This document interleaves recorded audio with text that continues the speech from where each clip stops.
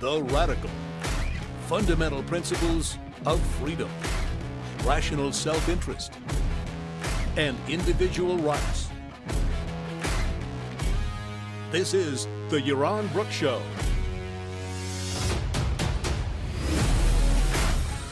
All right, everybody, welcome. Welcome to Yaron Brook Show. It's good to have you all here, and hope you're having a great beginning of your week. All right. Thanks, guys. Thanks for joining me today. Let's see. Yeah, I think we're all set. All right, today we're talking about two topics. We're talking about this old term, but it seems to be having a big resurgence, and that is wage slavery. I should do a Google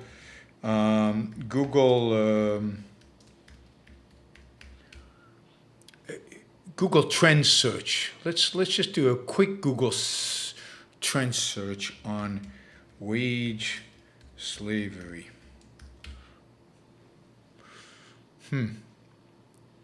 Doesn't have enough data. All right, that doesn't seem likely. All right, weird. Somebody wants to do that on Google search, on Google Trends. Let me know what the trend has been. But we're going to talk about today, we're going to talk about wage slavery, and look at what it means, where the term comes from, how it's being used today, and what are the arguments against it? What are the arguments against it? And then we're going to talk about antitrust. It turns out there are 5 different bills in Congress with some bipartisan support. So 5 solid bills in Congress aimed at breaking up big tech, right? Going through the process of breaking up big tech. So one thing both political parties are united around is the need to use antitrust law. Well, not existing antitrust law because they're forming new antitrust law, but the need to break up big tech by any means possible. By any means possible. It's rare that the U.S. Congress passes laws specifically to break up a particular set of companies, but that is what is happening. That's what's happening right now in the U.S. Congress. All right, so that's what we're going to be talking about today. I just want to give you a heads up about Thursday. Thursday, we're going to have Amy Peikoff on. Haven't had Amy on in a long time. Remember, we used to co-host the Yaron and Amy show. And as you might know, Amy is chief of content, moderation, something like that. Well, I'll have her exact title by Thursday, I promise, at Parler. So this will be a great opportunity. I haven't talked to Amy since Parler got kicked off all the platforms and then they've come back on the platforms. So we'll talk to Amy about big tech, about Parler, about being kicked off all the platforms, about getting back on Apple, I guess. I'm not sure they're on the other platforms, about everything else. At least get Amy's perspective on things, talk about free speech, talk about censorship, and talk about all of that. So that should be a lot of fun. You might see Amy and me disagreeing. That happens once in a while. But Amy's great, so it should be interesting. Yeah, we can also talk about Britt Weinstein being hit hard on YouTube for raising some issues around COVID and others. I thought of doing a whole show on COVID, and we'll have to do that about the leaked the COVID is leaked from a lab theory and the danger of vaccines and all this other stuff. Maybe I'll have Amesha Belger on. Maybe I'll just do it myself. We'll see. We'll do a show on that maybe over the weekend on COVID. Let's see. All right, so let's jump in. Let's jump in to talk about wage slavery. And of course, don't forget, we fund this show. We fund all the activities that I engage in on the intellectual side from contributions by you. So I did a debate today on Adam Smith versus Ayn Rand with Eamon Butler from the Adam Smith Institute, and I do a variety of different programs and events, interviews. My interview with Michael Shermer should be coming out soon. All of those events, debates, interviews, much of that is funded by you, by those who contribute to the Iran Book Show. You can, of course, contribute monthly, regularly, which is very helpful, and it allows me to plan, and I know exactly what's coming. And that can be done on iranbookshow.com/support, or it can be done on Patreon or Subscribestar. And of course, you can use the Super Chat right here to ask me questions and support the show at the same time, or just support the show and not ask me a question. That's fine too. And you can do any amount you want, but if you put $20 or more, you get preference. Now, Ali Alejandrina is here today. Yes, she is. Okay, so Alejandrina is here. Ali is responsible for keeping track of your contributions, making just adding them up so that we see how much money is coming in. But she is there to motivate you to contribute and to ask lots of questions. And of course, Jeffrey says, I have to go to dinner. What that really means is he has to go make dinner for lots of other people, right? He's a chef in New York, very successful. I still don't have dates when I'm coming to New York.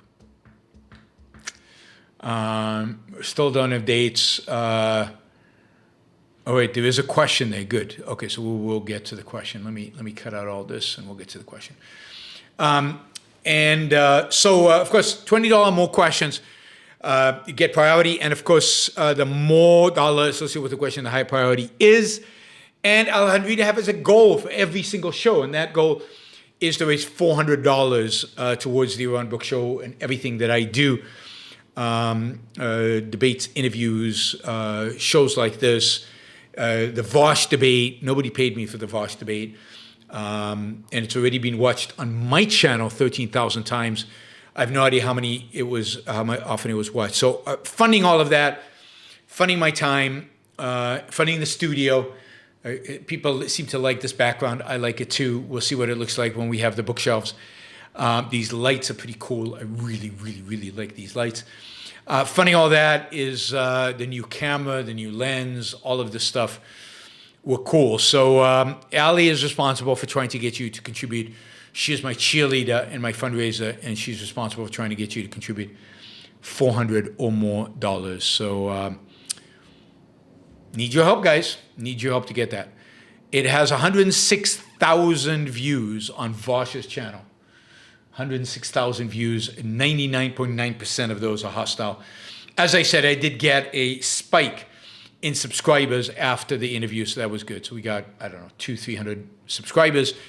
We're now close to 26,000, and if you're listening right now and you're not a subscriber, press that subscriber button. All right, let's get to the topic. So what is wage slavery? Because, every interview, every debate I do these days, and it just seems to have just popped out because I've been doing debates for a long, long, long time. And I have to say, the term wage slavery never came up. Now, I'm familiar with the term because it goes back to Karl Marx and even before Karl Marx, but certainly Karl Marx, Marx or Engels popularized. I've got a couple of quotes from Engels where he popularized the term. It goes back to the antebellum South, to the South during slavery. It's got roots in the labor movement of the late 19th century, early 20th century. But I really hadn't seen the term being used regularly in the United States by people on the left. And yet, just recently, every single debate I do, really every single one of them, the issue of wage slavery comes up. And every time it does, it shocks me anew. Because what is wage slavery? It's a term used to describe a situation. I'm reading for Wikipedia, but you can find this. It's the same thing. I've checked a number of different sources because I don't typically just trust Wikipedia. It's a term used to describe a situation where a person's livelihood depends on wages or a salary, especially when the dependence is total and immediate. which means what does total and immediate mean even? It has been used to criticize exploitation of labor and social stratification, with the former seen primarily as unequal bargaining power between labor and capital, right? Particularly low-wage wages like sweatshops. And the lack of worker self-management, fulfilling jobs and leisure in the economy. Fulfilling jobs and not enough leisure in the economy.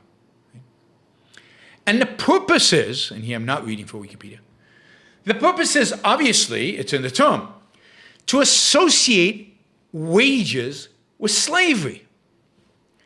Now, I think that's pretty disgusting. Now, to realize how disgusting and offensive that is, and that's what I said to Vosh. Vosh kept saying wage slavery, wage slavery.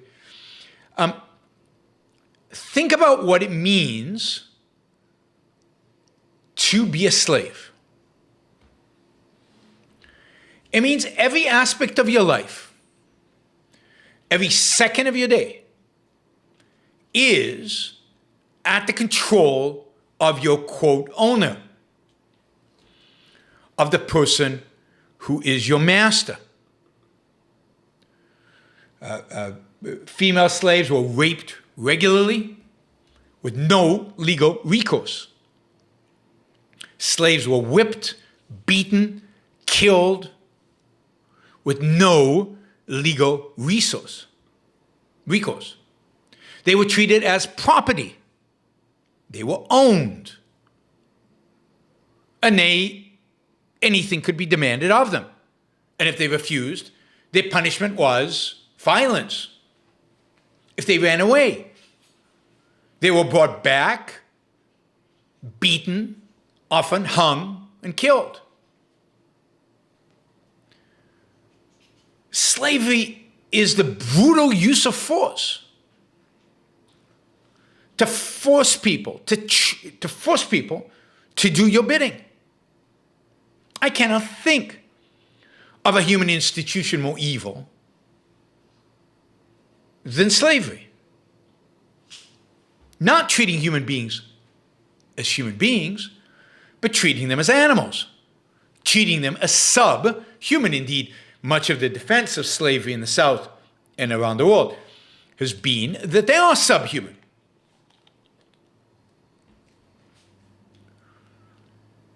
It is not an institution one voluntarily enters into as a slave. It is associated with violence. Married couples were separated, sold to different owners. Marriage had to get the consent of the master. Children were separated from their parents and sold.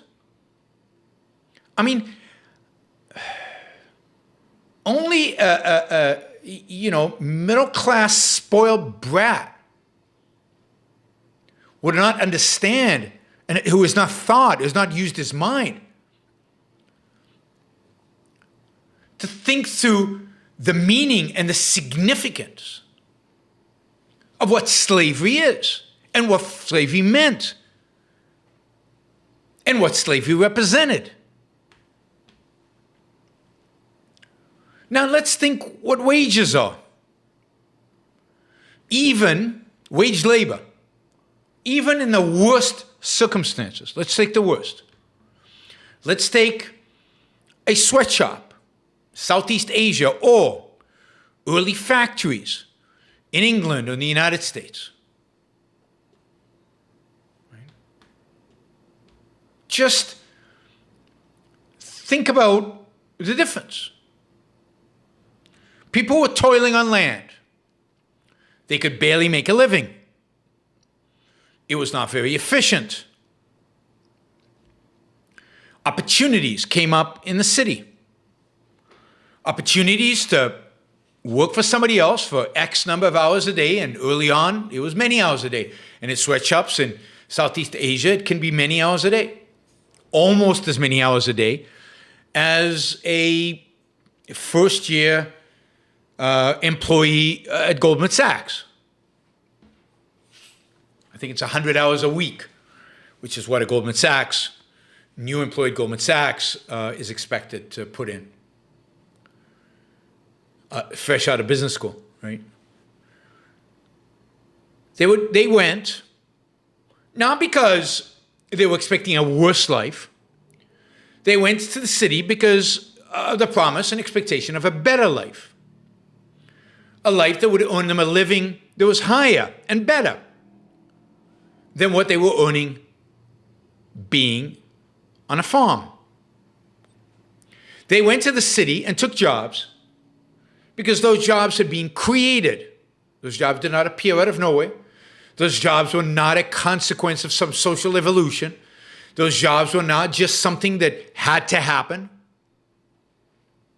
They were jobs created by entrepreneurs, by business people, by capitalists who provided capital to set up factories that then employed people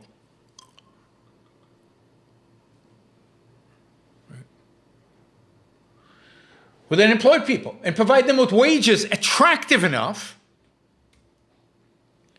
to lure them from the countryside for a better life in the city.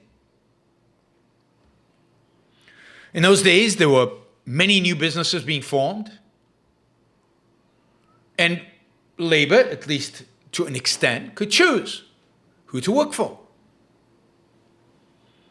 And they were compensated based on how good they were, how productive they were. In spite of what Voss says, it's generally how people are compensated. The more productive you are, the more you produce, the more resourceful you are, the better you are at what you do, the more money you gain. They chose to be there. They were not forced to be there. And they could leave. They could switch jobs. They could, in theory, even go back to the farm.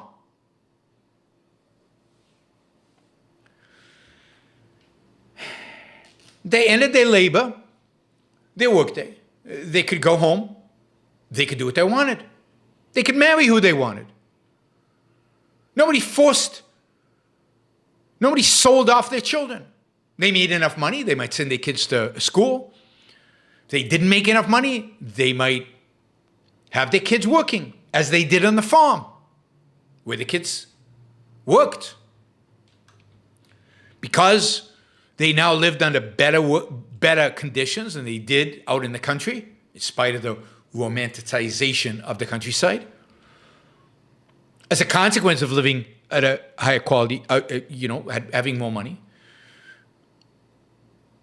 and the improved sanitation, and just generally the improved life in the city, they lived longer, they lived healthier, life expectancy rose, children didn't quite die at the same rate, wealth was created, some of that wealth was funneled into things like sanitation, into things like healthcare, doctors were trained,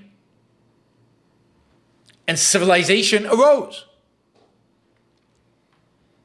Yes, people worked at jobs they didn't like. People have always worked at jobs they didn't like. The only difference between today, for people who have jobs they didn't like, is that 400 years ago, they didn't know there was an alternative. They couldn't conceive of an alternative. There was no alternative.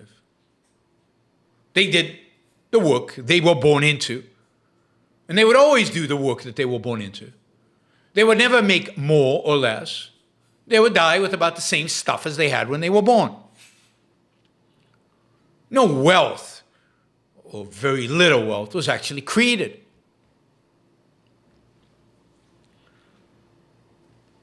Workers in the 19th century died with much more than what they began with.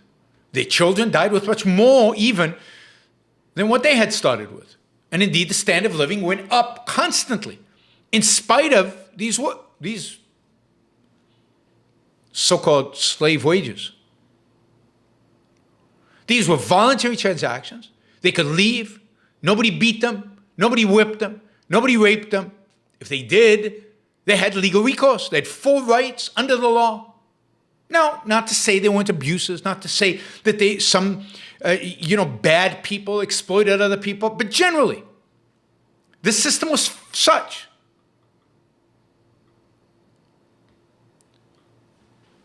that people had rights, that people were protected by the legal system.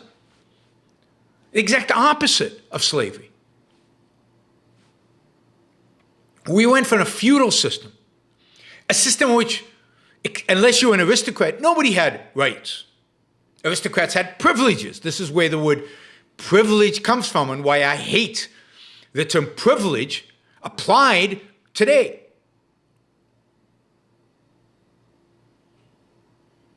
Hate the term privilege. Because aristocrats have privilege.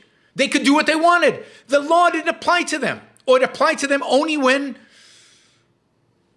somebody above them felt like applying it to them. The commoners had no rights. And no law applied to them except the law of the master. They were closer to being slaves. But once the feudal system was broken up, once people were freed to engage in activities that bettered their life, they were no longer slaves. So it truly is horrifying to think of voluntary interaction. Voluntary interaction that if done right, improves one's life. Voluntary interaction that restricts one's behavior, if you will, by contract, by voluntary agreement, to a certain fixed number of hours a day. To imagine that is slavery is disgusting and despicable. And, let me point out, importantly, dishonest. It is dishonest. Now, on some sites I've seen wage slavery only applies. Now, according to this description, wage slavery pretty much applies to anybody who receives a wage, including the CEO, who, by the way, receives a wage. A high wage, but he still receives a wage. And some CEOs do not get stock options, might not even have stock, which is bad, just receive a wage. Are they wage slaves? But I've seen the term applied only to those people who do jobs they don't like doing, they don't want to do. But the beauty of the world in which we live is that if you apply yourself, and you see lots of examples of this, if you apply yourself, you have a choice of kind of jobs available to you. And all over, both geographically, both type of job, you can get better at your job. You can rise up and improve and get to the point where you do like the job. I mean, almost every job is not particularly likable early on. One learns, one gets better. Yes, there's a bunch of 20-year-olds who are baristas in Starbucks and dream of being, I don't know, rap stars. I don't know where rap stars came up, but anyway, you know, some glamorous, wonderful profession that allows them to make gazillion dollars. Do they do anything to change their profession? Do they invest in themselves? Most of them do not. But they imagine, they want, they wish, they desire.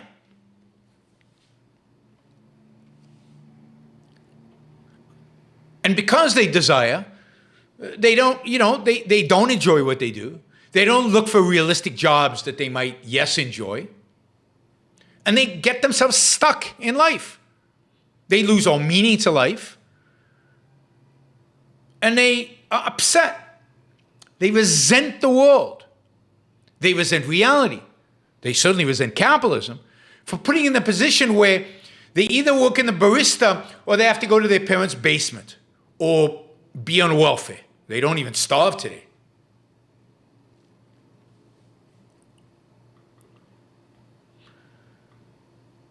So, what we want to talk about is some of the roots of this attitude, where it comes from, and the various sources, the various elements that make it as evil as it is.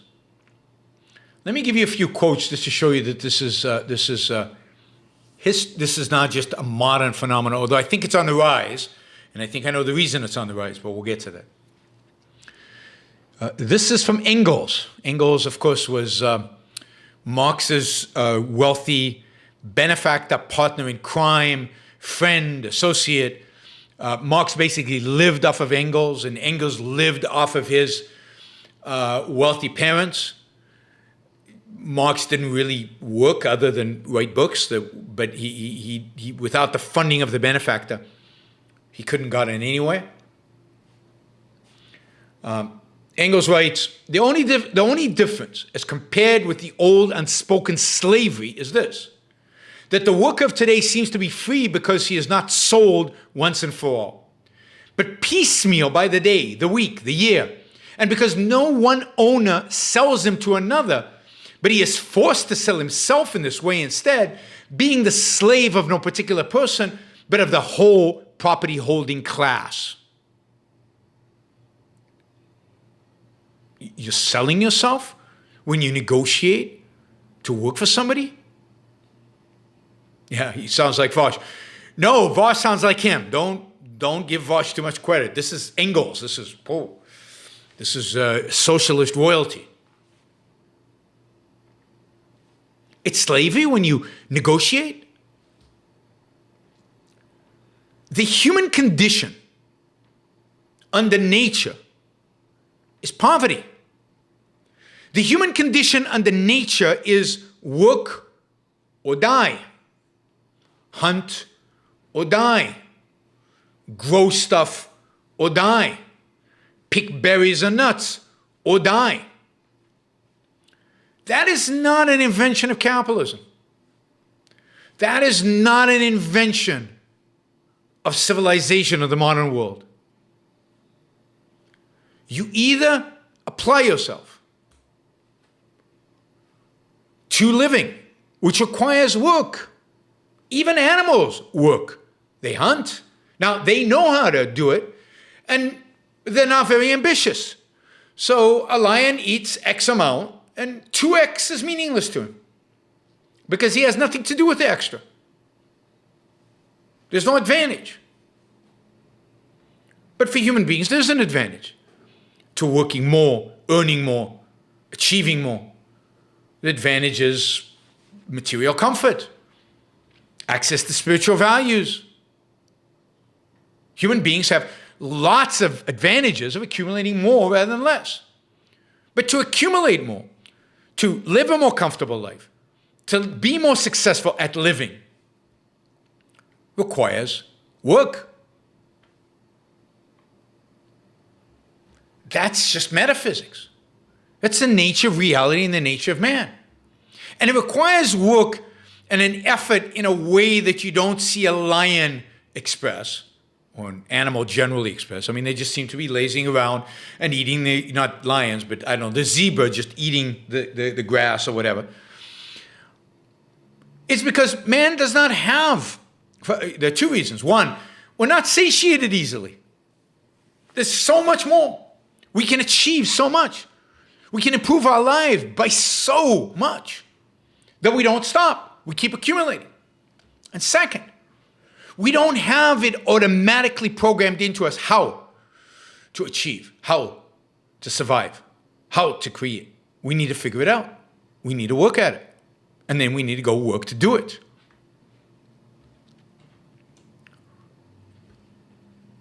Now, instead of having an appreciation for that, for a hard man must struggle in order to survive, and how he has struggled for hundreds of thousands of years, at least tens of thousands of years, to survive and to slowly get better and to slowly advance and to slowly achieve more comfort, to slowly achieve more security, to slowly achieve more privacy and a life. And then to see the last 250 years, when man has accelerated the progress in ways that are just unimaginable. The last 250 years where human life has gotten thousands of times better, where wealth has gone up by 300 times, by 300%. But in terms of quality of life by thousands and thousands and thousands of times. For people to look at that and say, and see, slaves is insanity. Now, you can somewhat, and I emphasize somewhat, because you can't really. Okay, Engels was writing in 1845. It had just started. The magnitude of the success of the next 200 years was unthinkable even to Engels. They couldn't see it. So they were mistaken. All right, maybe. No, I don't think so. I think they were purposefully blind. But today, with the amount of wealth and comfort we have, to talk about wage slavery for workers who have iPhones, air conditioning, automobiles, homes with roofs, give me a break. More from Engels, the bourgeois. Let him have the appearance, the bourgeois lets him, the worker, have the appearance of acting from free choice, of making a contract with free, unconstrained consent, as a responsible agent who has attained his majority. Find freedom, where the proletarian has no other choice than that of either accepting the conditions which the bourgeois offers him, or of starving, of freezing to death, of sleeping naked among beasts of the forest. Why are those the only choices? Why can't the worker come up with an idea of himself and start his own business? Why can't he go back to his farm and grow food?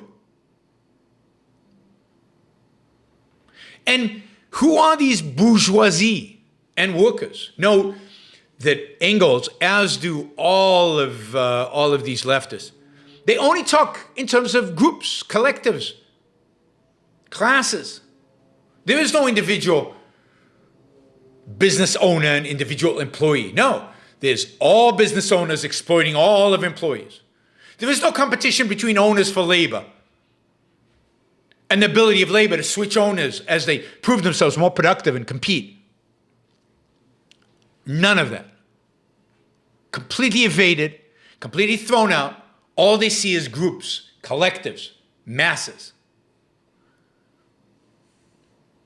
And what they miss is reality. What they miss is facts, truth, what's actually going on in the world. What's interesting is that this idea of wage slavery was part of the South's defense of slavery, of real slavery, actual slavery. This is John Calhoun, one of slavery's worst apologists. Well, not apologists, defenders. The liberty of the northern wage earner amounted to little more than the freedom to sell his labor for a fraction of its value or to starve. Again, labor, starvation. Putting that down. But it's not labor starvation. It's labor, starting your own business, going back to the farm, hunting. It's reality that has created the conditions that say work or starve. Not man, not capitalism, not the North. Indeed, the South claimed that they treated their slaves much better than factory owners treated their workers up north. That's part of their defense of slavery.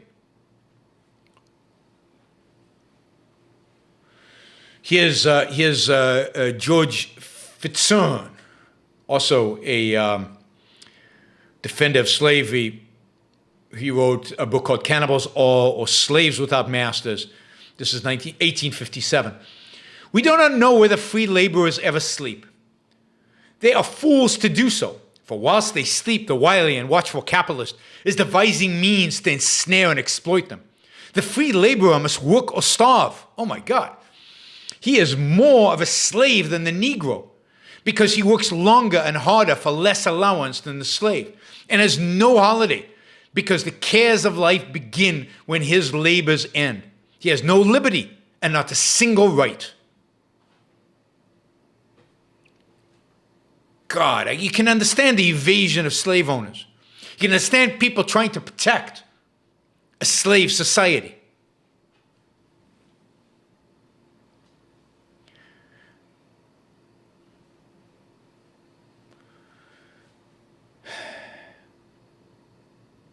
I mean, it's truly, truly amazing, right? The amount of evasion. It turns out Tolstoy he wrote an essay, Tolstoy of War and Peace, wrote an essay called The Slavery of Our Time, where he compares wage labor to slaves. And you can see this throughout the 19th century. And then, labor unions use these terms. Of course, if they were slaves, how did they have unions? How did they get to form unions? Slaves don't have unions. Slaves don't negotiate. Slaves can't come together. It's just astounding that people can't see the difference. Well, they can't see because they will not look. They can't see because they will not think. The evil of it is truly astounding.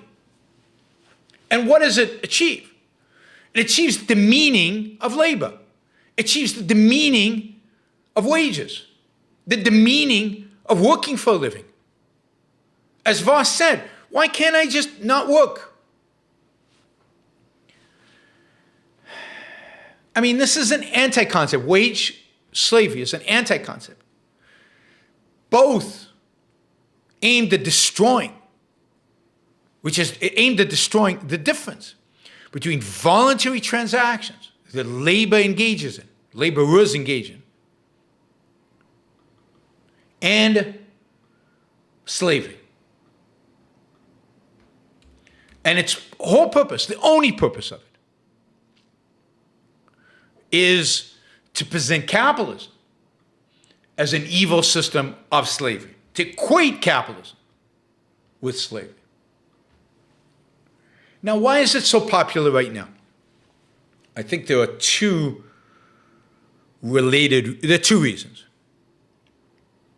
Well, I mean, three reasons, really. One is just the popularity of the success of leftist intellectuals, leftist not politicians, they being failures, leftist academics, leftist teachers, to really dominate the universities and dominate our dialogue and dominate what young people hear.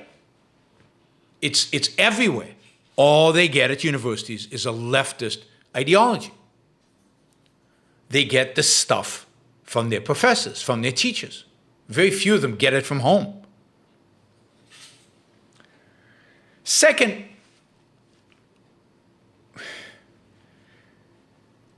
there's a sense in which we're too rich. We're too comfortable. We have so much. And almost nobody knows where this stuff has come from. We're super comfortable. We're running water and electricity on demand, super cheap. We have amazing lives. Children don't work. They go to school. When they fail or succeed, their parents bail them out. Yes, there's a certain number of Americans who have it rough, who have it really difficult. But they're not typically the ones talking about wage labor. Typically, the wage labor is talked about by what communism is usually talked about by middle class, spoiled brats, who have no conception of where the wealth comes from, of how it's created. You saw this with Vosh. Ideas don't matter. Ideas are irrelevant. And yet, no job has ever been created without somebody having an idea. Ideas, innovations, ingenuity, that's what creates jobs. That's what fuels business. That's what makes wealth possible. Yes, you have to add to it capital, and yes, you have to add to it labor. But capital is meaningless without investing in something, in somebody. Labor is useless because what's it going to produce? It needs somebody to guide it, and it needs an idea of something to produce. All jobs depend on an idea. And the idea has to be profitable. Because while wages are paid before profits, if it's not profitable, then wages go to zero. The company goes bankrupt, people are fired. But wages are paid before profit. Wages are an expense, just like raw material is an expense, just like equipment is an expense, just like capital costs are an expense. There is no such thing as workers without capitalists, managers, but most importantly, innovators, entrepreneurs, men of the mind, thinkers, creators, builders. And by the way, many of those don't come from affluent backgrounds. They don't come with the money. They come with the idea. And then they go seek the money.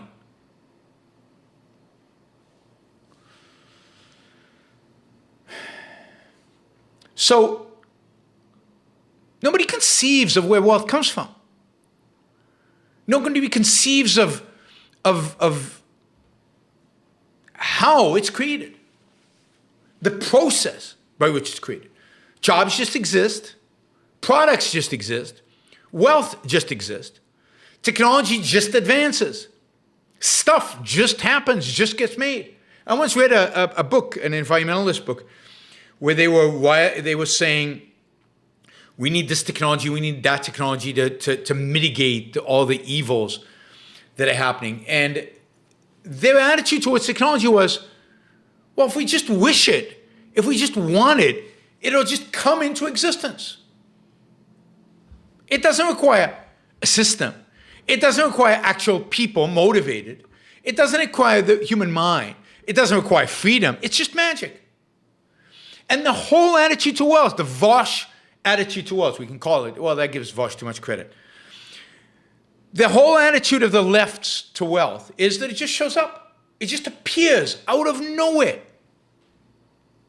And now that it's appeared, we need to figure out who should get what. And look, there's a bunch of people working really hard. Maybe they should get most of it. Since it's not created by anybody, since ideas don't matter, since the mind doesn't matter, since they're pure materialists, they completely discount the role of the mind. They completely discount the role of those in a business that are responsible for the mind. So they're pure materialists. They don't know history. They don't know anything about how stuff is made. They don't bother to figure it out.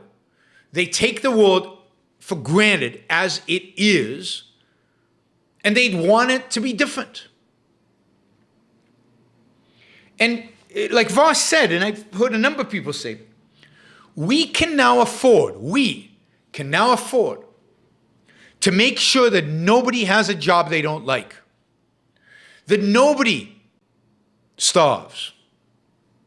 We can now afford to provide everybody a basic income. By the way, this is why I was so distressed by universal basic income, because this is the attitude that it comes from, and this is the attitude it perpetuates. I think that Andrew Yang's presidential campaign did a lot to further this idea of wage slavery.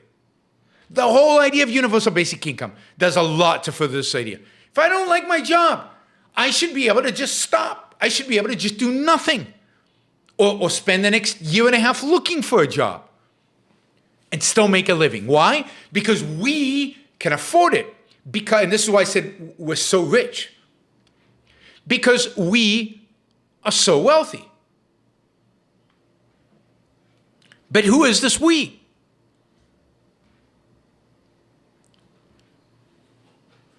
Some people create and they have wealth.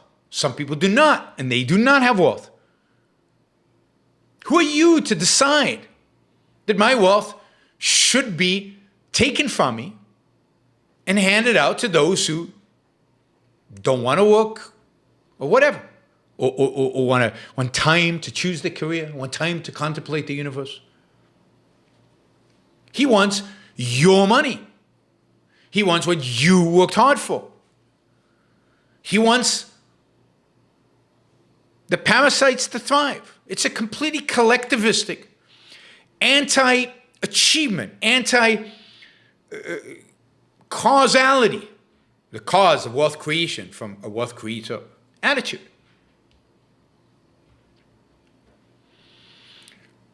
So that's the second reason.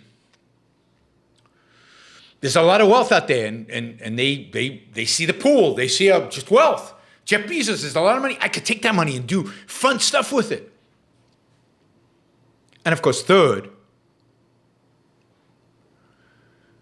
is that they're being taught since they were very young that the only thing that's really important in life is their emotions, their own emotions. That's what they should allow to guide their life. That's what they should care about. And they feel like people should have more.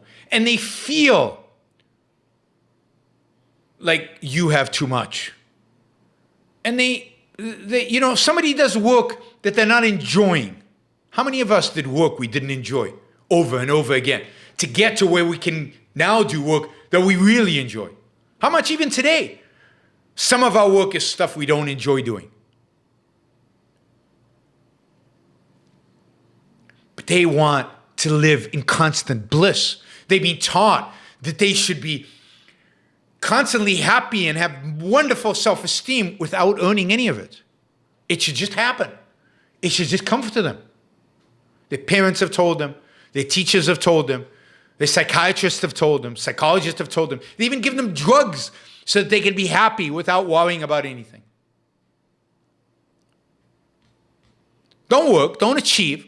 Don't produce. Just be. And when they're told, you either have to work or you starve, that really upsets them. Why? Why can't I just live? Why do I have to work? Because reality just doesn't provide for you automatically. But there's a lot of wealth out there. Just give me some of that wealth. Give me some of your wealth. It's all solved. Then I can just live and do whatever the hell I want.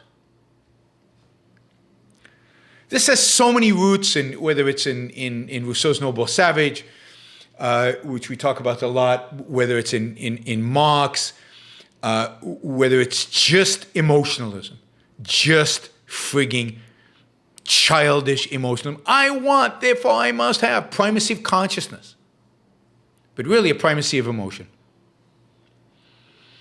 And it's on the rise. It's on the rise because we've raised a generation of emotionalists. And it's on the rise because we've handed the reins of our intellectual world to the left, to Marxists. And it's on the rise because nobody has an answer to it. The right is silent, or the individualists are silent. Because other than Ayn Rand, there is no voice in opposition to this.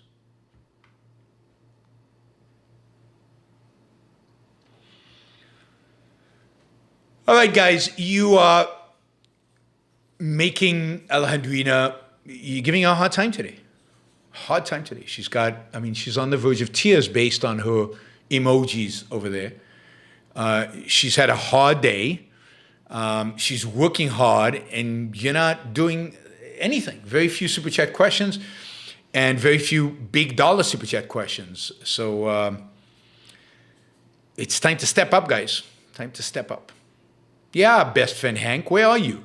I didn't see any super chats from best friend Hank. We know he's loaded. You know, he promises boogers he never sends. Anyway, kidding, right? But Alandrina is a little worried because she's only raised $110.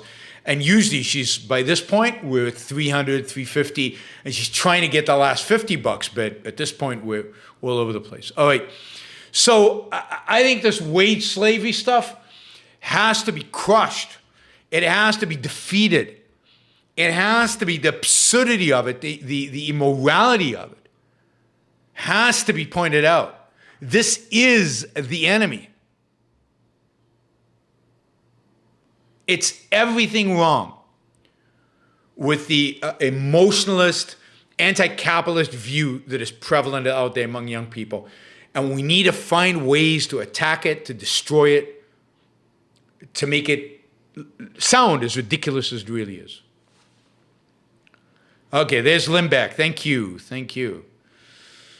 It only takes a few people like Limbeck and you've made Alejandrina's day. Let's see. I'm looking for... Okay, the fact is, with a welfare state, work or starve is not a reality. True. We can generate enough wealth to support a significant parasite class while still maintaining economic growth and technological innovation. True. That's true. And that's why I said we're kind of too rich for our own good in some senses. We've so separated human beings from reality, from the real world, from the harshness of what it means to work or starve. And we suggest to them through the welfare state, yeah, things can be great, things can be okay. And nobody attacks the welfare state. Nobody challenges the welfare state. So they think this is great. And of course, nobody other than Rand then sings the virtues of capitalism. What we could have, what could be, how people could live. And we don't have that amazing parallel universe in which, I guess some people believe in multi-universes. Wouldn't that be cool if there was another universe over there where there was capitalism? And then we could point to it and show it. There isn't one, so don't worry. There's only one universe, by definition. And this is it. And you're stuck with this. So, there is no other universe where you could point to and show, look how rich the poor are under capitalism. Yes, the 19th century was rough, no question. But look where it led those people, those individuals, and their children, and their grandchildren.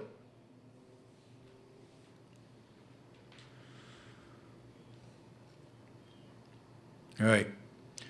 So, yes, the welfare state gives an illusion that the wealth is just creates, and then we can redistribute it, and there are no consequences. And of course, this is the whole point. Well, not the whole point, but this is a big part of the point John Galt is making by going on strike. No. At the end of the day, we create the wealth. And if we decide to stop creating it, if we, the men of ideas, the men of the mind that drives everything, capital, labor, everything is driven by the mind. If we, the men of the mind that create these jobs, stop. If we, the men of the mind who create the wealth that you redistribute, stop. Then you go back to work or starve in the most brutish, horrific form possible. That's the point of the strike.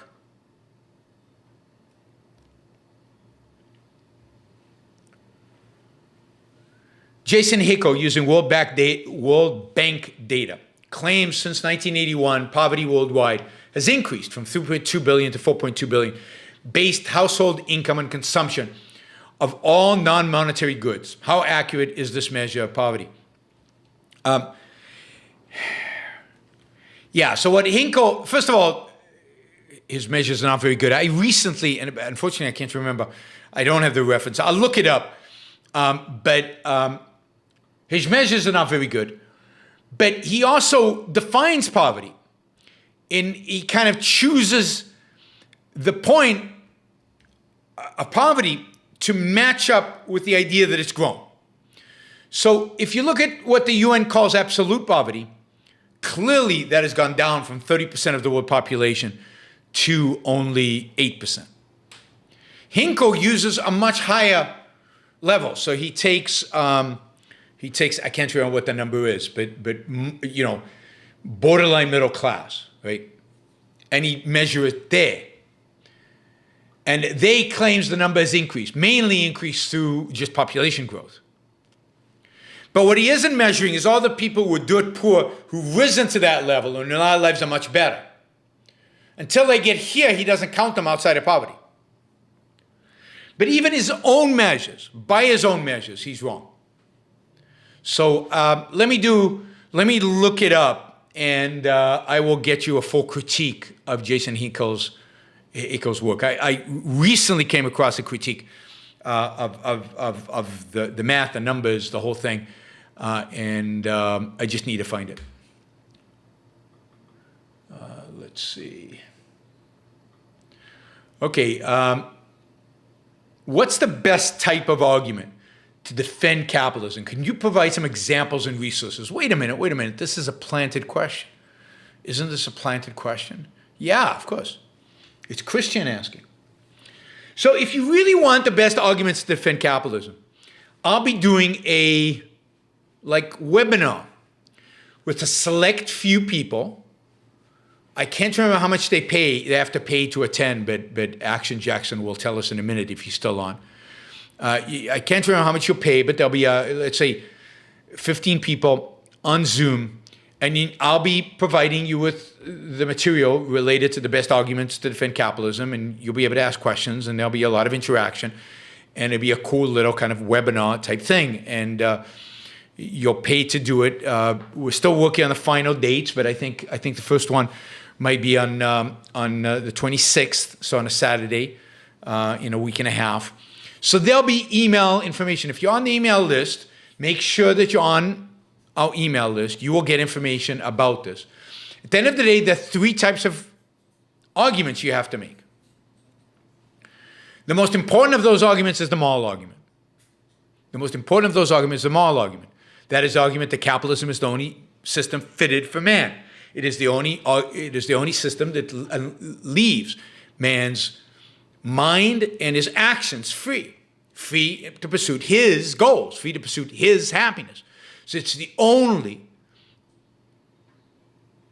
system consistent with the pursuit of happiness.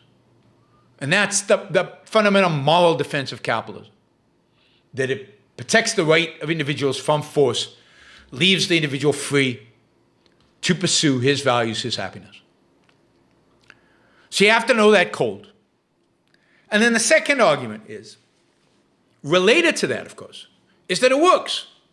The moral is the practical, and the practical is the moral. So you have to understand, at least at some level, that it works. You have to be able to understand the basic economic arguments for why it works and how it works. And third, you have to know some of the history. So there are three components of a proper defense of capitalism. Moral and two components, moral and practical. Practical is split into two: economics and history.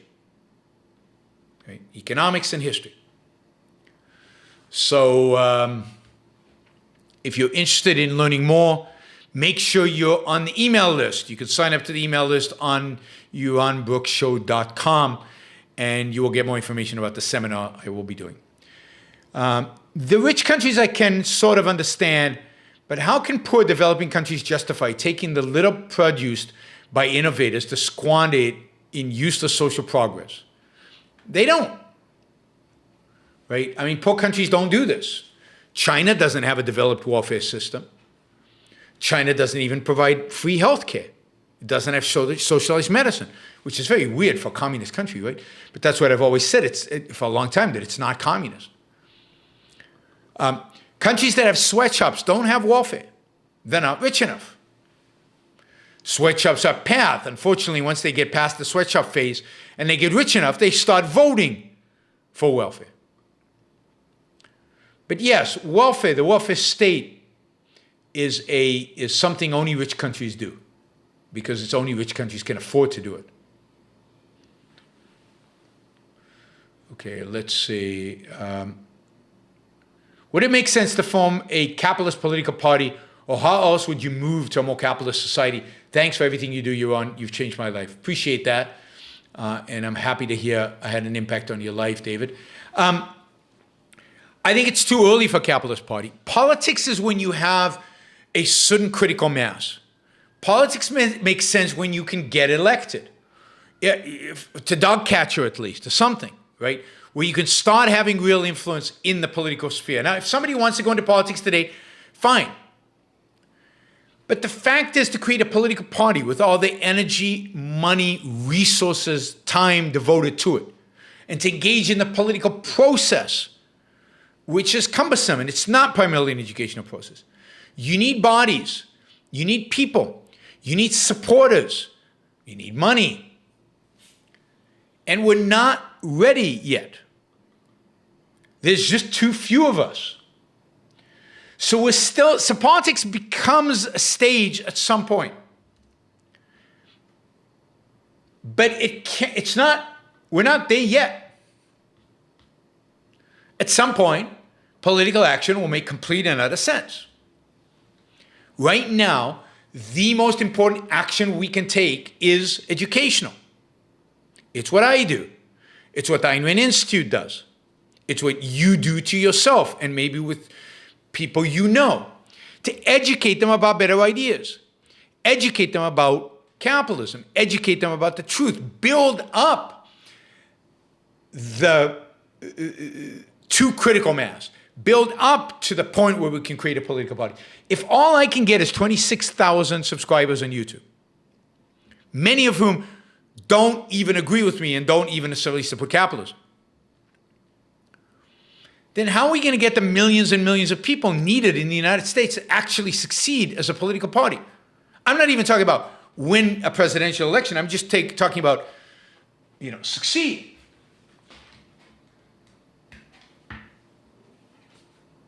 At the minimal stuff that a political party has to do. So it's still too early, is my point. It's still too early for politics. There will come a time where it will be the right thing. My mouse has stopped working. My trackpad has stopped working. Let me just see if I can get it to work again. Okay, it's working. Let's see. Others on the issue at hand.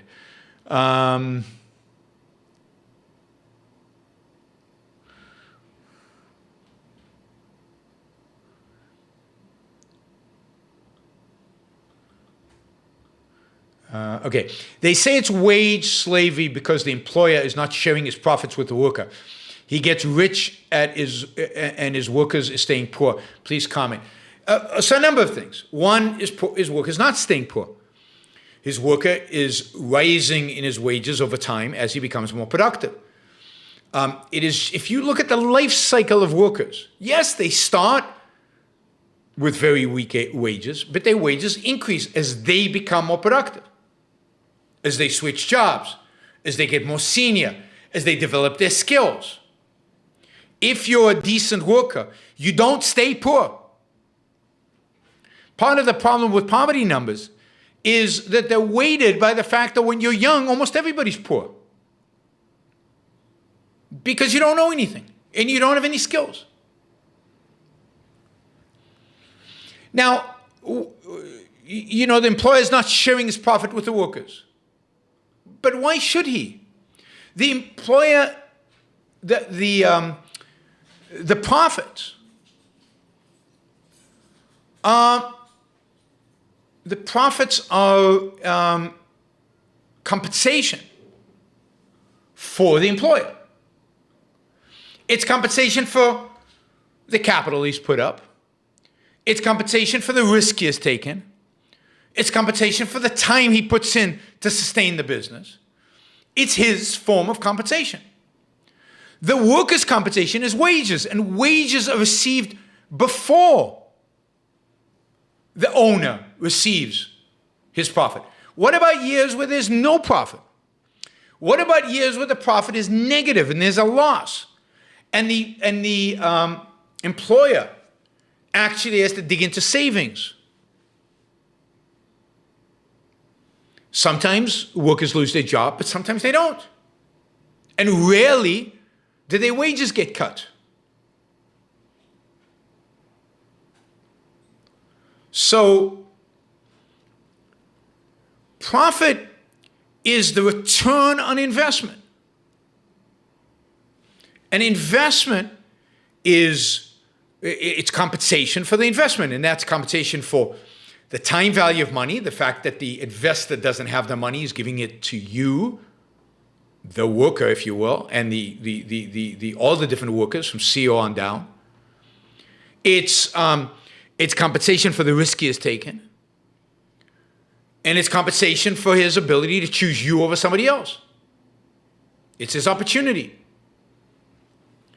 So why should the employer share the profits with the worker? Is he going to share the losses as well? Now, let me just say, startups, for example. Startups don't make any money for years, sometimes decades. I know biotech companies that have taken, Moderna had not made any money in like 15 years before the vaccine. Did it pay its workers? Its scientists? Its salespeople? Its researchers? Its janitors? Yeah, it paid them all. How? Because somebody was willing to put up that money. Now, when they make a profit, finally, after 15 years, would you expect those people to get that profit because they funded the whole thing for 15 years? And of course, profit for CEO or for the reason a CEO gets compensated for profit, the reason his salary is often linked to the company's profits, is because he, more than anybody else in the company, is responsible for those profits. If he makes the right calls, will cause the company to make money. If he makes the wrong calls, will cause the money to lose money. So it's really, really important that he make the right calls. It's his ability that will determine the fate of the company. If a worker screws up here or there, it's not going to change that much in terms of the profitability of the company. But if the CEO screws up here or there, it's going to make a huge difference. So he gets compensated from profits because of the impact he has on profits. Since any particular worker, any given worker has very little effect on profits, he gets very little compensation from profits. Now, a lot of companies today, particularly in tech, but in other industries as well, do actually pay workers from profits. They give them bonuses. They give them stocks. They used to, in the past, give stock options. In technology, people were very handsomely rewarded with stock options. So, no, I mean, this idea that that they don't get compensated with depends what you mean by worker. Yes, the barista at Starbucks, I don't think gets stock options. He doesn't get, although he might get a bonus at the end of the year.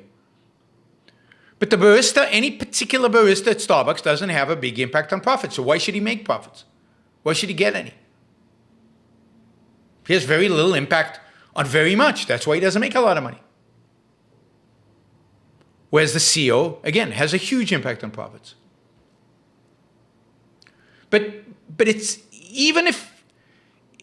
doesn't matter. because slavery is not about profits. The complaint of the slave in the American South was not, ooh, the master's making a lot of money off that cotton, and he's not sharing it with me. The complaint of the slave was, I don't get to choose my life. I am not free. Workers are free. They get to make choices. They get to go home. They get to choose their wives. They don't get beaten up by their employers. So no, this debate about profits is an okay, interesting debate. But it's zero excuse, and this is what should not be tolerated. It is zero excuse for the laziness, the moral offensiveness of using the term wage slavery.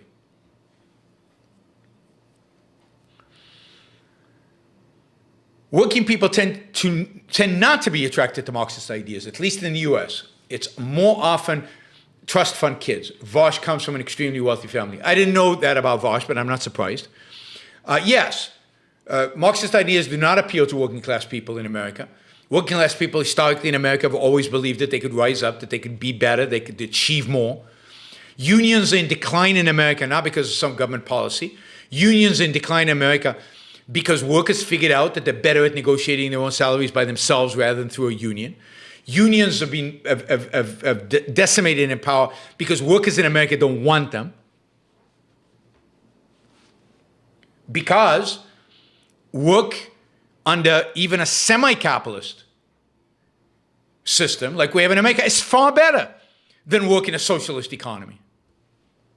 Yes, it's true that in a union shop, I should have gone back with this to Vosh, but it's true that in a union shop, you don't get a raise based on productivity. You get a raise based on seniority. You get a raise based on your influence with the union. One of the reasons American workers have rejected unions is because they want to get raises based on productivity. And unions prohibit that. Unions make that impossible.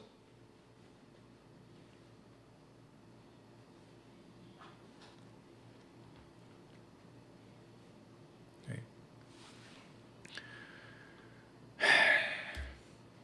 It's the exact opposite. And it's only, trust fund babies, but not just on middle class, comfortable middle class kids who buy into this stuff. There's a phenomenon in China, I was reading about this, called lying down. Have you heard about this lying down phenomena in China? By the way, we just need $100 to get to the $400 goal. So if there's anybody who wants to jump in with $100 or $250s or $425s or $520 questions, either way, it would be great if we could get to the goal of $400. As we usually do, almost always when Alejandrina's around, we get it. We didn't get there the other night because she wasn't here on Sunday. We failed miserably, but when Alejandrina's here, we almost always get to the 400. So I'm expecting. Anyway, there's this social movement in China called lying down.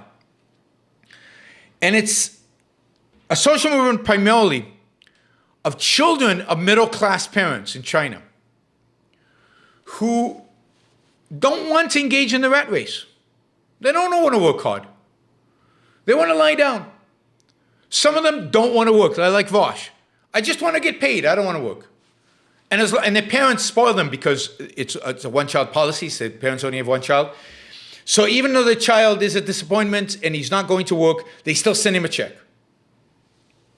And these kids figure out how to live on the money their parents send them, and that's it. That's what they live on. But they don't want to work because it's not fun. They don't enjoy it. And then some of them are not quite at the point where they won't work. Maybe they can't afford it. Maybe they want slightly higher standard of living. But they're just not going to engage in the rat race. In China, if you want to be successful, the idea is you have to work 6 days a week and you have to work 10-hour days. I think that's it. Or is it 12-hour days? But you work a lot. You work like that first-year Goldman Sachs employee. To be successful in China, you're expected to work long hours. So when you take that first job, you're expected to work very, very long hours. And a lot of Chinese kids who have wealthy parents or middle-class parents are saying, we don't want to. It's too hard. It's the snowflake generation, even in China. It doesn't feel right. I'm going to go on my emotions. I'm going to lie down. And literally, it's about lying down and not doing work. It's, again, a rebellion against the idea of work or starve, which is a rebellion against the idea of reality. It's a rebellion against reality. I've talked about this in the past of this Garden of Eden mentality. Because, Judaism set us up for this. Garden of Eden is portrayed as a place where human beings, Adam and Eve, the first human beings, life is just great. They never work. They don't have to do anything. Everything is provided for them. And that's ideal. And when God kicks them out of the Garden of Eden, one of the punishments he gives them, just to show you that this idea of wage slavery goes way back. One of the punishments he gives them is they now have to work for a living. They now have to toil the soil, and they have to work for a living. Wanda Freeman says the snake did it. It wasn't the snake. It was the woman. She had free will. She didn't have to be tempted by the snake. It's women, according to the Old Testament, that are the problem. But that's the Old Testament, literally. The punishment is you now have to work. You now have to grow your own food. You now have to hunt for your own things. You don't just get it. It's not just handed to you.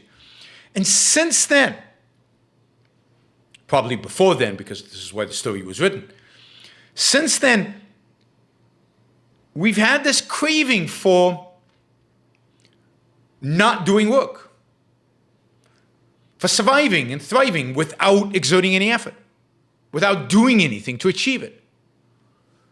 We pretend that that's possible. And we long for the Garden of Eden.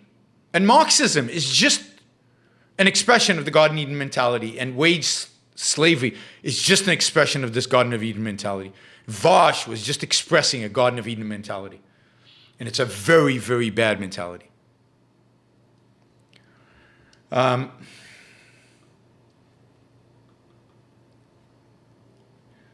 see.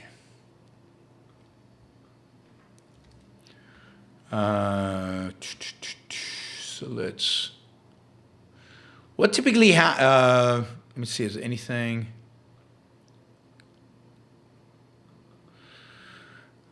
So he says, I think a good argument for capitalism is there are no rights in any collective, only individual rights. Yeah, but their question to that is why?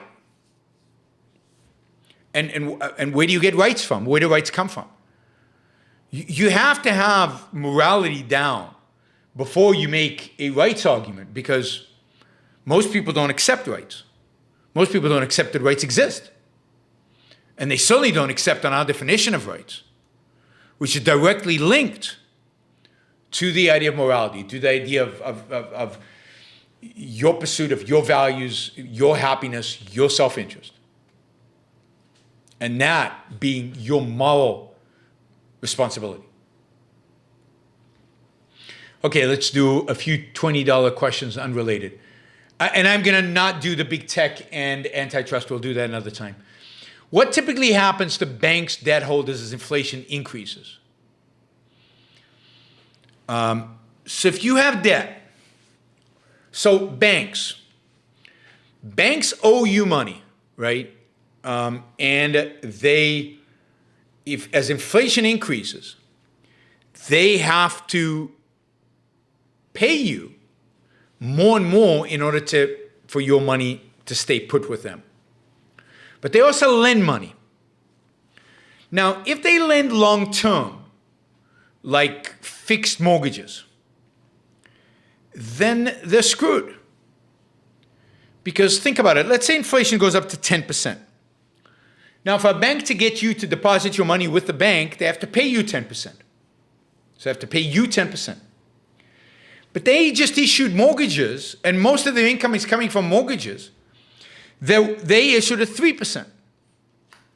So in every dollar, they're losing right now 7%.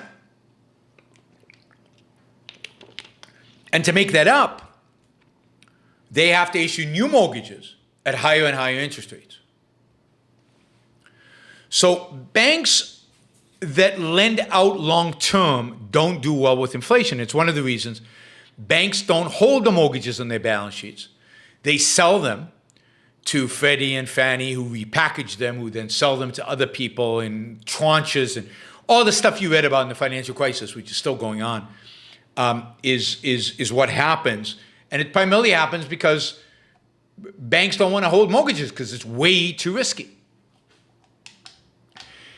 But banks actually focus on short-term debt, on loans that are 1 to 5 years, primarily to businesses. Some consumption loans, auto loans, things like that, some banks. But those are short-term loans. So those are good because as inflation increases, I can make new loans at higher and higher interest rates. And the old loans at very low interest rates, they end. After 1 year, after 5 years, they end. And by that point, I'm issuing loans at a much higher interest rate. So banks don't do that badly under inflation because most of the lending that they do is short-term lending. Even their real estate lending is typically short-term. Most of the long-term stuff is done through the bond market in one way or another. It's repackaged. It's handed over to pension plans and insurance companies that can handle it because their liabilities are not linked to inflation either. So they can have assets that are not linked to inflation. So banks do okay. They didn't do okay in the 70s, particularly S&Ls, because of the way they were regulated, that they couldn't compensate for the losses. They had to hold the mortgages and they couldn't do anything else. They couldn't compensate for the losses they were taking. And the S&L crisis was actually an inflationary crisis. People don't know this because the S&L crisis happened in the 80s and inflation was in the 70s. But it's the inflation of the 70s that caused the crisis in the 80s. Now, if you owe money, and if you owe money at a fixed rate, and if that fixed rate is long-term, then you do very, very well under inflation. So, for example, I've got a very large mortgage. I won't tell you how large, but a very large mortgage. And I pay a pretty high interest rate right now because I'm in Puerto Rico, 3.75%. But imagine inflation goes to 10%. I got this money. I can invest it in, I don't know, CD at the bank, money market account, and get 10%. And I'm only paying the bank 3.75. I'm making a killing. And since most wages are linked to inflation, it's also interesting, wages are linked to inflation typically, but profits are not necessarily. My wages might be increasing at 10%, but I'm still paying 3.75. Imagine now that inflation goes to 1,000%. Basically, I'm getting my home for almost free. I can just pay it off. Thank you, Joe. Really, really appreciate it. We're almost now. Oh, we are over the target. Thanks, Joe. You got us there. Really, really appreciate it. As usual, Alejandrina comes through and we make it to $400. That's great. Now she'll come up with a new target and bug you to keep going to 500, 600, 1,000, who knows. So it's good to have debt that you got in non-inflationary times carry over into inflationary times. It's a good inflation hedge. It's one of the reasons I get the biggest mortgage I can at the lower interest rate that I can, fixed for 30 years.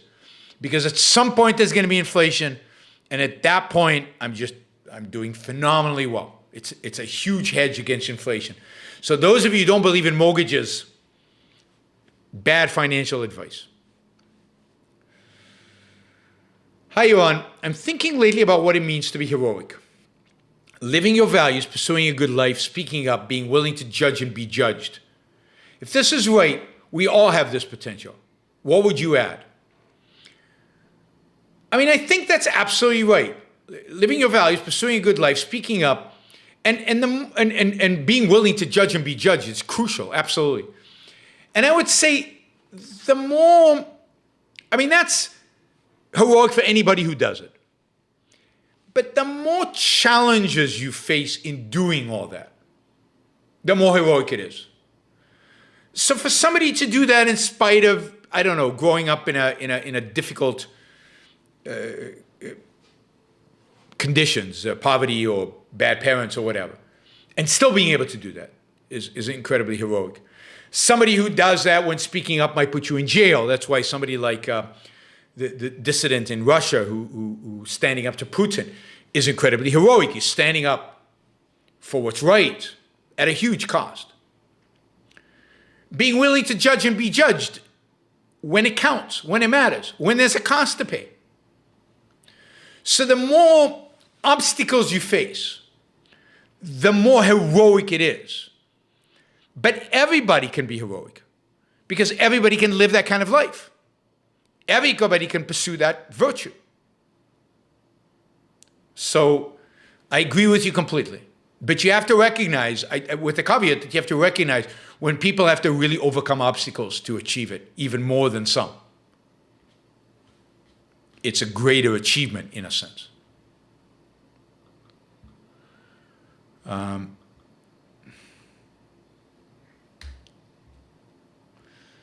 right, we've got one more super chat question, and then a bunch of we've got a few super chat questions, but we've got one.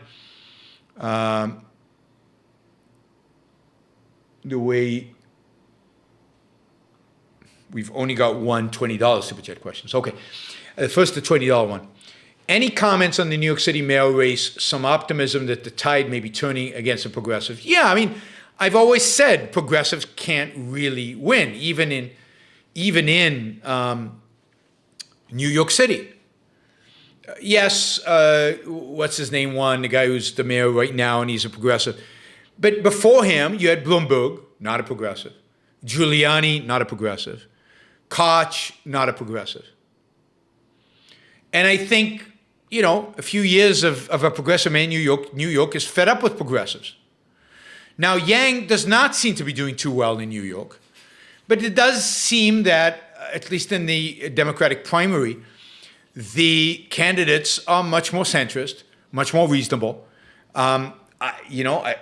Yang would be a good mayor. At least he's a businessman. He's got some orientation towards reality. He's got some common sense. So yeah, I would vote. I don't know the others that well, but I do know that the progressives are not doing well in the race. Doesn't surprise me at all. As I said, the country at the end will turn against the progressives. Yeah, Yang is crashing unpredicted, but that's because he's crashing in the polls. He dropped from being the front runner to number 4 in the polls. Have you ever had to throw a student out of class? Did the administration ever pass the students you failed behind your back? No. Did I ever have to throw a student out of class? I think I might have asked the student to leave. I can't remember. But no, the administration never passed the student behind my back. No.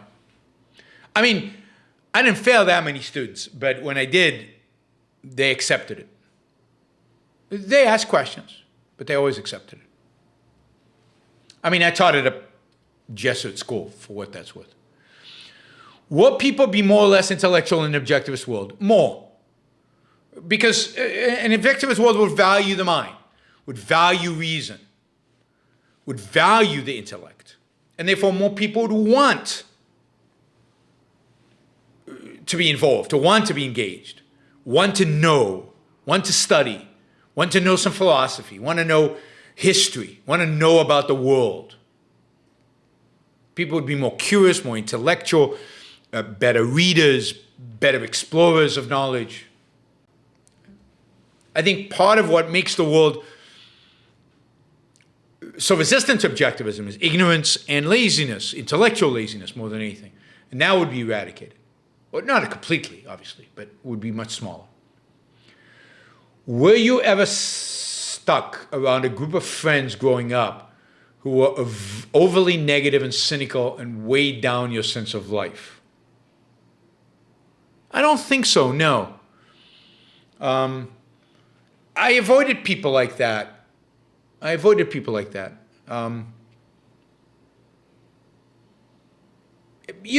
when I lived in Boston, like in high school, when I was 14, 15, 16, but it was a short period of time. And even then, I don't think that was the case. No, I mean, they wouldn't stay my friends for very long. I mean, I'm pretty quick to move on. If somebody who's a friend of mine I'm no longer benefiting from their company, they stop being a friend of mine pretty quickly, and I move on. I've done that many, many, many times. And I don't have childhood friends today because most of those people don't, stopped interesting me at some point. I drifted away. I don't have many friends from my days in Israel because, again, same thing. Maybe I have 2 or 3 friends from my days in Israel. So I drift away from people who I'm not enjoying their company, who not, as I said, be selfish. It's about your life. Friendship has to contribute something to your life. If it stops contributing, I'm not interested. There's no loyalty to friends because we grew up together, because who cares? It's today and tomorrow, not yesterday. And it's not a cold attitude. It's because what are you doing? Am I getting pleasure, joy, value out of our relationship or not? What are property taxes in Puerto Rico? I'm not sure exactly. I just paid property taxes, but I'm not sure what the percentage is. All I can say is it's a lot lower, less than half of California, and California is pretty low relative to other states.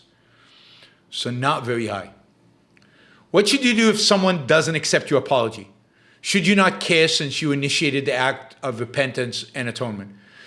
At the end of the day, the apology is primarily for you, for the atonement and repentance. If somebody doesn't accept your apology, you might want to think about why. Did you convey it in a sincere way? Is there more atonement you need to do? But if you're satisfied with what you did and you think it was appropriate, then you just have to move on. You just have to move on. Did you see Craig Biddle's discussion with Dennis Prager? I thought he did good. I thought it was mediocre. I mean, these interviews are tough. These situations are tough. But I thought there were a few significant mistakes that were made that shouldn't have been made. And I think the situation was not a good situation to be in as allies in the cause of liberty.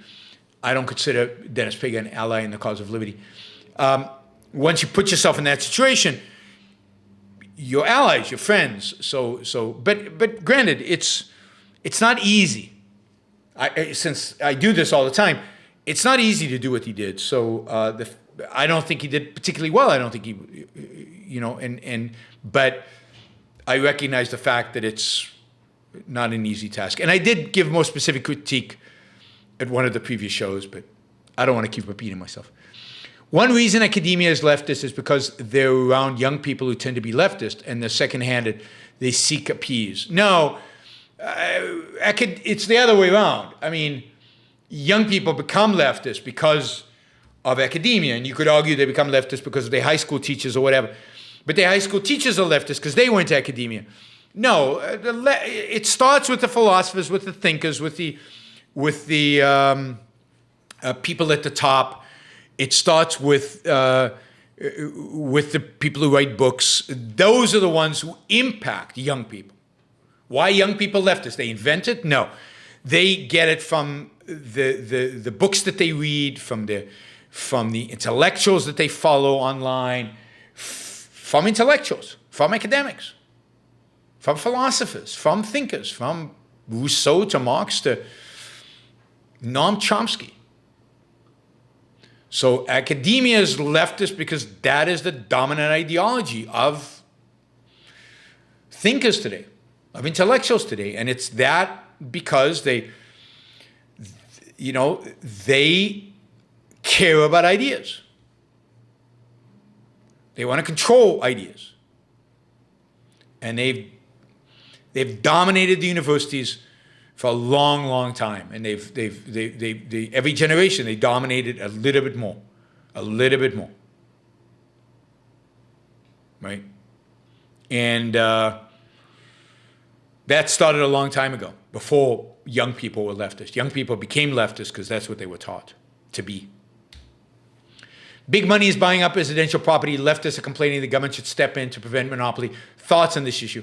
Yeah, property is a great hedge against inflation. I think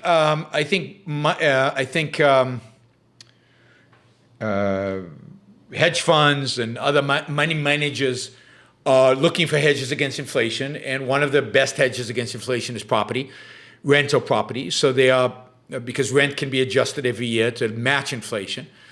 And so they can take out, just like you can, they can take out 30-year fixed-rate mortgages at very low rates, and they can use that fixed long-term rate, right, to buy property, and then they can raise rents, and they can make good money that way, and the value of the property goes up.